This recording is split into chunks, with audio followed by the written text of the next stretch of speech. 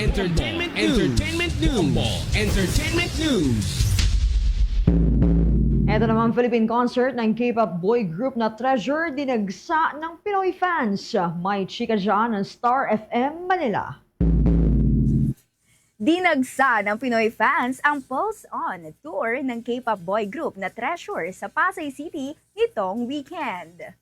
Hiyawan ang mga Treasure makers sa pagsisimula ng inaabangang pagbabalik ng grupo sa bansa.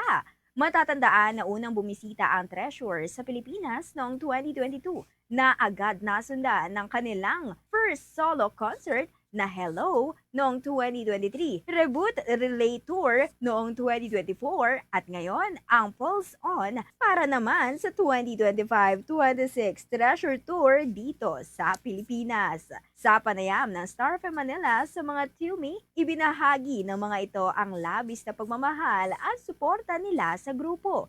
Gayon din ang kanilang saya na maisamang muli ang Manila sa kanilang concert tour. Super saya po, excited. Si Gion! Actually, fourth time ko na pa silang makita. Yes, sir! Welcome to Manila. Super init, but we love you all. Thank you guys so much. Sana huwag kayo magsawa na bumalik dito sa Manila. I'm excited po since hindi po nila in-skip yung Manila sa Diba? As in, super excited talaga. Super saya! Super worth it maging tune!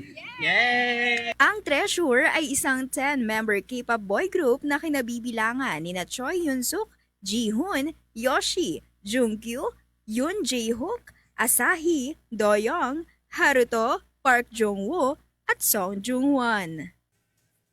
Mula dito sa 102.7 Star FM Manila, nag-uulat ito si Star DJ Ivana Darna. And this is Bombo Radio Philippines, the #1 and most trusted source of news and information. Basta Radio. Bombo!